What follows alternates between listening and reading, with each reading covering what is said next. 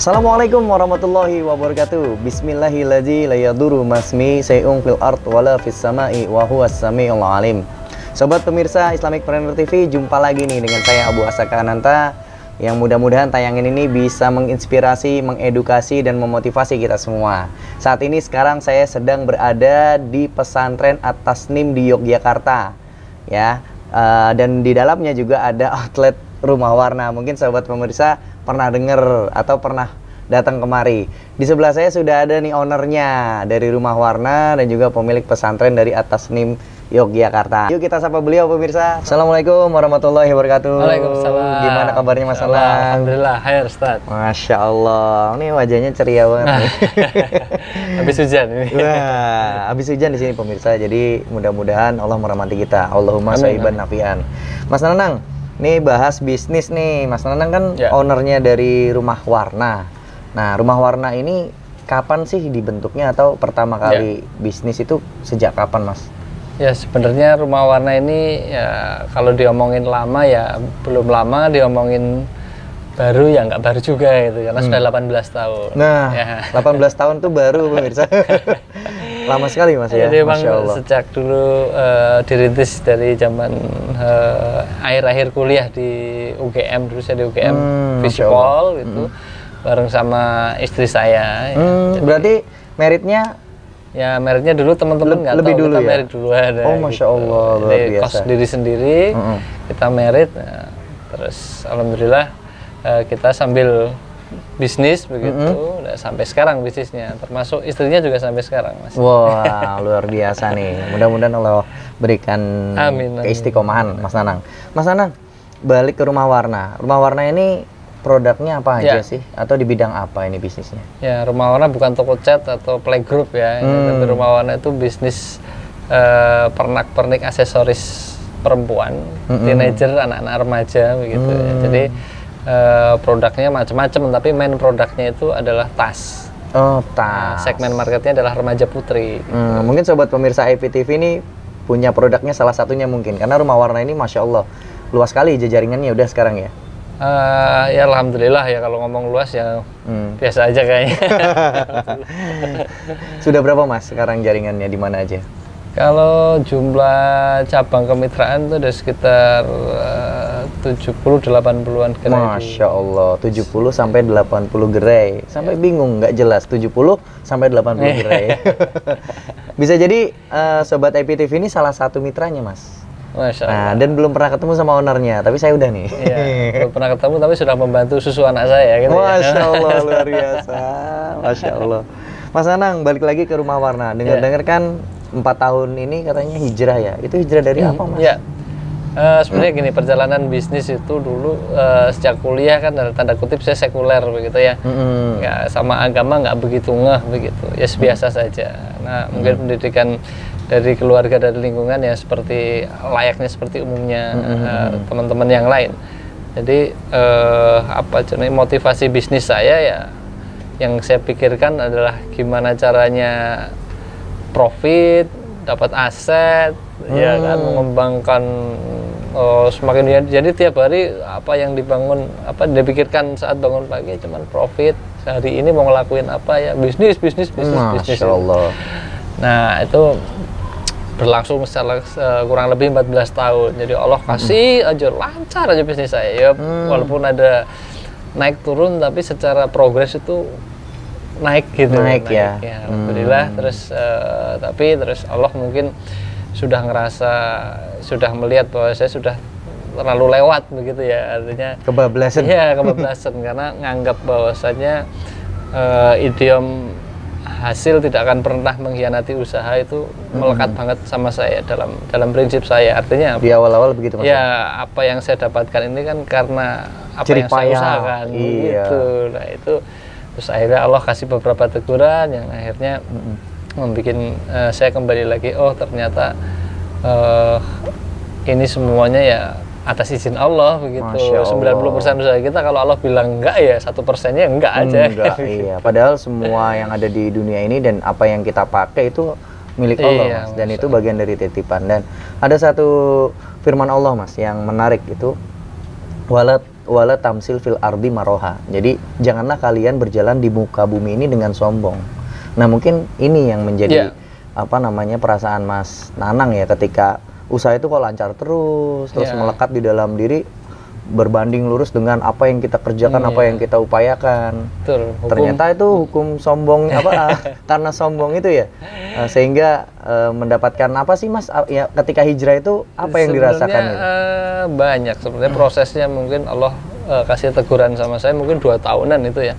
Artinya dari berbagai macam tanda-tanda kekuasaan Allah yang Allah kasihkan sama saya gitu, sampai akhirnya dari beberapa peristiwa yang terakhir ini yang bikin yang bikin saya ya memang sudah tidak ada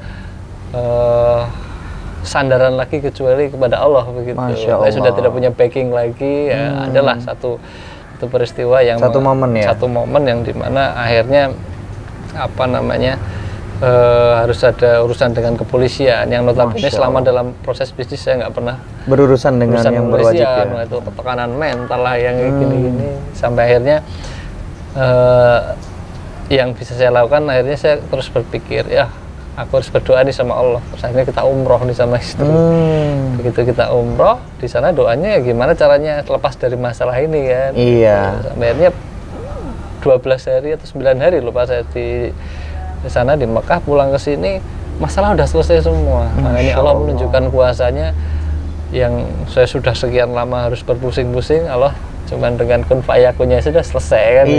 Gitu. Akhirnya dari situlah yang mengubah apalagi nih yang kenikmatan apalagi yang belum Allah kasihkan kepada saya. Iya. Sehingga terus merubah visi dalam hidup saya, termasuk juga dalam bisnis. Jadi visi yang tadinya hanya sampai gimana ngasih warisan ke anak, gimana investasi, gimana kebanggaan itu adalah dunia.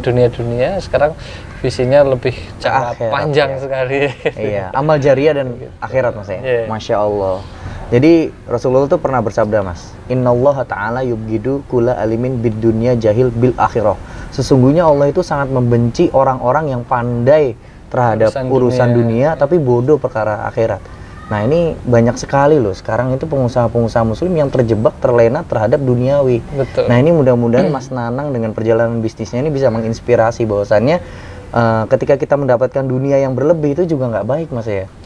Ya, karena memang dalam Islam itu kan segala sesuatu tidak boleh meremehkan, juga tidak boleh berlebih-lebihkan. Iya. Artinya ya sudah pas lah syariat Islam ini memang diatur Allah yang paling tahu terhadap hambanya. Ya. Iya, kebutuhan hamba-hambanya itu yang paling tahu. Kalau kita cari referensi dari bisnisnya orang-orang Barat, nggak bakalan selesai. Itu urusannya kan mesti. Karena kalau kita datang ke orang yang paling kaya, ada lagi yang lebih kaya, ada lagi yang paling kaya. Jadi kalau buat saya sekarang yang saya kejar bukan kapasitasnya, bukan kuantitinya, tapi adalah kelapangannya. Gitu. Ya, Insya Allah, fastabiqul khairat, berlomba-lomba dalam kebaikan. Jadi ketemu orang soleh, ketemu lagi orang soleh, ketemu lagi biar kita tambah soleh atau menjadi orang soleh. Masya Allah. Terus. Iya, Mas Nanang. Ini kan kita ada di pesantren At-Tasnim ya. Tasnim. Nah, ini pesantren apa Mas? Ya, sebenarnya pesantren At-Tasnim ini adalah bagian dari aktivitas dari yayasan yang saya bikin. Begitu. Sudah berapa lama ini Mas? Sudah sekitar 3 tahunan. Oh, Masya Allah. Jadi kalau yayasannya sendiri ada namanya Yayasan Muslim Ukhuwah Indonesia. Itu idenya memang dari saya. Tapi saya bersinergi dengan teman-teman sesama penggiat dakwah seperti dari Joko Karyan, dari Teras Dakwah, dari Mu'alaf Center. Masya Allah. Yang temanya apa ya lebih waktu itu, karena waktu saya berhijrah itu yang membuat saya bingung, saya ngaji ke sini, yang sini katanya di sana nggak bagus, yang sini mentahdir yang ini gitu kan. Dalam kebingungan itu saya berpikir kenapa sih nggak ada benang merah yang bisa membuat persatuan kan begitu. Akhirnya penghubung di antara mereka Mas ya. Begitu. Dan sekarang sudah terbentuk Mas ya. Ya, sedikit-sedikit proses itu adalah perjuangan. Jadi itu yang saya pilih untuk bagian dari kampanye perjuangan saya, karena bisa jadi kalau orang yang baru hijrah atau bahkan mungkin seorang yang baru mengenal Islam terus jadi mu'alaf, begitu ketemu kok ternyata tabiatnya Muslim kok seperti ini, begitu kan keras, bikin kecewa kan. Iya, gitu. adabnya kurang, bahkan tidak peduli. Betul. Padahal ketika kita berdakwah itu harus berlemah lembut pada siapapun ya Mas ya. Masya Allah, luar biasa. Jadinya visi besarnya dari yayasan yang kita bikin ini adalah ya tentang apa namanya pengenalan ukhuwah Islamiyahnya. Itu bagian dari syariat Islam yang itu ya. Tidak hanya sekedar satu suku atau bahkan mungkin satu kelompok harokah yang itu merasa benar sendiri kan, itu tidak seperti itu. Padahal kebenaran itu hanya milik Allah Subhanahu wa taala, dan kita itu manusia itu sebenarnya makhluk yang mudah khilaf Mas. Ya, pasti. Sehingga bisa jadi karena kita kesombongan kita, karena ilmu yang sedikit kita miliki, sedikit loh Mas. Karena Islam begitu luas kan. Iya, otak ilmu kita Islam terlalu sempit untuk ilmu Islam itu sangat luas dan kita tidak mungkin mempelajari semua. Dan setiap manusia itu diberikan keahliannya masing-masing, karunianya masing-masing, dan kita harus berjamaah. Betul sekali. Wah, saya setuju sekali Mas Anang. Ini mudah-mudahan bisa terus bersinergi dan menjalin ukhuwah nih Mas. Amin. Dengan Islamicpreneur TV dan juga sobat-sobat yang menyimak nih Mas. Dan mungkin sobat pemirsa juga kalau berhubungan dengan dakwah dan sebagainya bisa ya Mas ya? Insya nanti Allah, bersinergi ya. Urusan dakwah, mari kita jalan bareng-bareng. Masya Allah, luar biasa. Mas Anang, balik lagi ke bisnis. Bisnis Rumah Warna ini kan sudah 18 tahun, sudah melalui banyak hal dan juga ada proses hijrahnya juga. Nah, ada berapa cabang sih sekarang? Kalau kurang lebih 70-80-an. Masya Allah, 70-80. Ya, kita bermitra dengan banyak teman-teman ya, bagian juga berjamaah juga gitu kan. Masuk produksi pun kita ada 30-40-an UKM yang di Jogja yang memproduksi. Jadi, Masya Allah. Memang kita memberdayakan apapun ya, banyak sekali orang ya. Gitu. Jadi bisa bermanfaat tuh Mas bisnisnya, karena memberdayakan banyak orang, terus menjalin ukhuwah, sehingga banyak orang yang mendapatkan manfaat dari bisnis Rumah Warna ini Mas. Ya. Ada nggak bisnis yang lain Mas selain Rumah Warna? Waktu itu saya sebenarnya sudah mencoba berbagai bisnis begitu ya. Tapi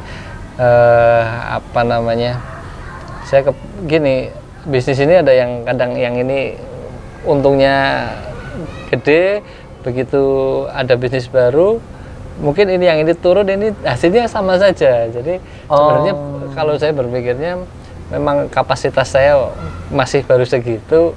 Kalaupun ditambahin bisnis berapapun, mungkin Allah masih baru kasihkan segitu. Sesuai gitu. dengan kapasitas rezeki Mas. Jadi saya terus berpikirnya gini, daripada kita menyibukkan yang ini kan, karena tadi balik lagi urusan yang sudah menjadi visinya akhirat.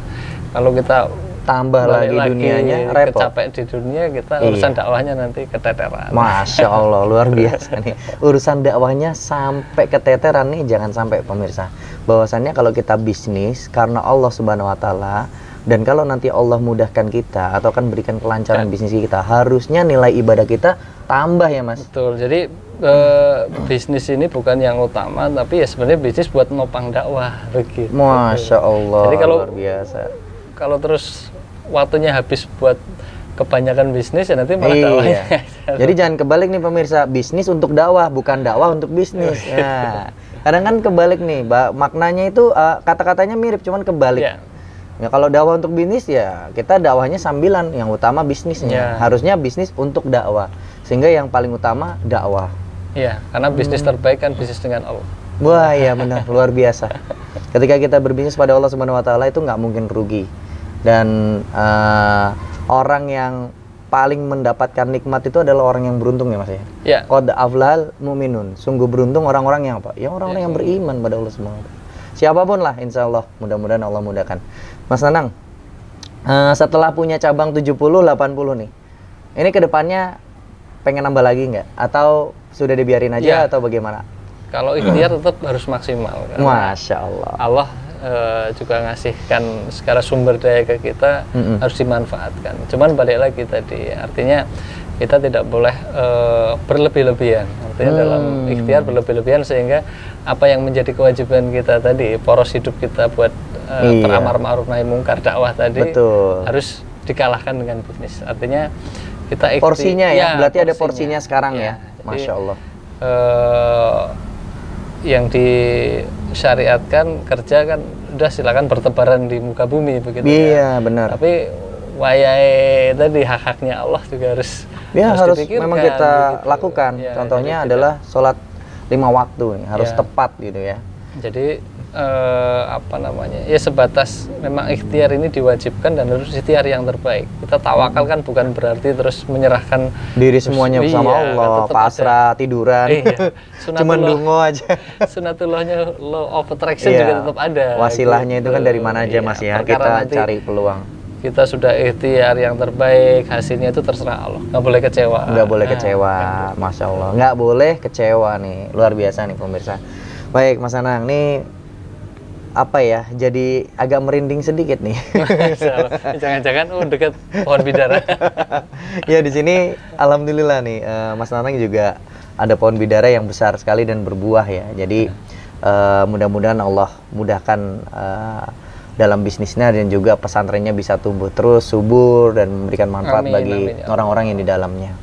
Mas Nanang, dari tadi udah membahas tentang bisnis, histori sampai cabangnya ada berapa. Nih sobat pemirsa IPTV pengen dapet tips dan kiat-kiat bisnis nih selama Mas Nanang menjalani bisnis kan semenjak usia belia ataupun usia ya kategori masih kuliah ya Mas ya. Nah ini mungkin bisa menjadikan inspirasi bagi kita semua Mas. Silakan Mas. Ya, buat teman-teman sebenarnya yang utama yang paling penting kita sebelum melakukan sesuatu kan adalah masalah niat gitu ya. Jadi niat ini adalah perkara motivasi. Jadi motivasi dalam kita apapun, termasuk dalam bisnis itu juga ada beberapa tingkatan. Dan kalau untuk urusan bisnis ini, memang kebanyakan orang, kalau sebagian besar orang itu kepentingan bisnisnya adalah motivasinya adalah finansial. Ini adalah level yang paling dasar dan ini akan mudah dipatahkan kalau kemudian hasil yang didapat itu tidak sesuai dengan apa yang diharapkan, kemudian bangkrut, kemudian atau apa gitu, yang ada hanya kecewa dan mengeluh begitu. Nah, ini tingkatan yang paling dasar. Saya sarankan minimalnya di tingkatan yang kedua, yaitu tingkatan emosional, di mana di situ ada sesuatu yang diperjuangkan dalam bisnis, entah itu pengen menghajikan orang tua atau pengen menghidupi anak istri, bukan hanya sekedar buat urusan pribadinya sendiri. Itu tingkatan yang kedua. Tapi lebih bagus lagi, saya mengajak pada teman-teman, ini adalah tingkatan motivasi yang paling tinggi dan ini disyaratkan sama Islam adalah motivasi spiritual. Artinya dalam berbisnis, apa yang menjadi tujuannya bukan melulu hanya sedikit dan banyaknya yang kita dapat, atau bagaimana kerja kerasnya yang akhirnya melanggar syariat, tidak peduli halal haram. Di sini yang dituju adalah keberkahan. Artinya keberkahan yang membuat apa yang kita dapat dari bisnis ini adalah membuat kita semakin taat kepada Allah. Dan itu buat saya ya sepenting-pentingnya adalah itu. Sebelum kita ngomongin teknis hal-hal yang strategi bagaimana cara meningkatkan omset, cara meningkatkan pengunjung dan lain sebagainya. Kalau niatnya sudah benar, insya Allah apa yang kita lakukan menjadi benar semua. Tapi kalau sampai niatnya kita dah salah, ya nanti akan salah terus selamanya. Begitu tips dari saya. Terima kasih. Masya Allah, alhamdulillah nih banyak sekali nih motivasi yang diberikan nih Mas Nanang buat kita semua. Mudah-mudahan nanti bisnisnya tambah berkah nih. Amin, amin, amin. Jadi benar pemirsa apa yang disampaikan oleh owner Rumah Warna Mas Nanang itu, kalau kita bicara bisnis itu yang nomor satu dikejar adalah berkah. Ya. Karena berkah itu dari kata al-barokah. Nah, al-barokah itu maknanya adalah ziyadatul khair, yaitu bertambah kebaikan, terus bertambah kebaikan. Nah, kalau Allah menambahkan kita kebaikan, itu pasti adalah limpahan kasih sayang dari Allah Subhanahu wa taala. Yeah. Nah, kalau memang kita dapat kebaikan itu nggak di dunia, tapi kita akan mendapatkan di akhirat. Kalau kita dapat di dunia, mudah-mudahan juga dapat di akhirat. Jadi jangan berkecil hati ya Mas Nanang. Yeah. Dengan sobat pemirsa yang mungkin saat ini bisnisnya masih biasa-biasa aja atau belum berkembang. Ini bisa jadi bentuk kasih sayang dari Allah Subhanahu wa taala untuk terus mendekatkan diri pada Allah Subhanahu wa taala. Terima kasih banyak loh Mas Nanang udah bisa sharing-sharing di Islamipreneur TV. Mudah-mudahan Allah mudahkan kita bisa ketemu lagi dan bisa masuk lagi di tayangan-tayangan kami berikutnya. Amin, amin. Insyaallah. Assalamualaikum warahmatullahi wabarakatuh. Sobat pemirsa Islamic Partner TV, demikianlah tayangan pada kali ini yang bisa kami sampaikan. Terus tonton tayangan-tayangan kami dan mudah-mudahan bisa bermanfaat bagi kita semua. Jangan lupa subscribe, klik loncengnya, like, komen, dan share sebanyak-banyaknya agar tayangan ini bisa bermanfaat bagi orang lain juga. Saya undur diri, Abu Asakananta, bercita-cita untuk sukses itu boleh, namun berkah harus jadi kenyataan. Barakallahu fikum, wassalamualaikum warahmatullahi wabarakatuh.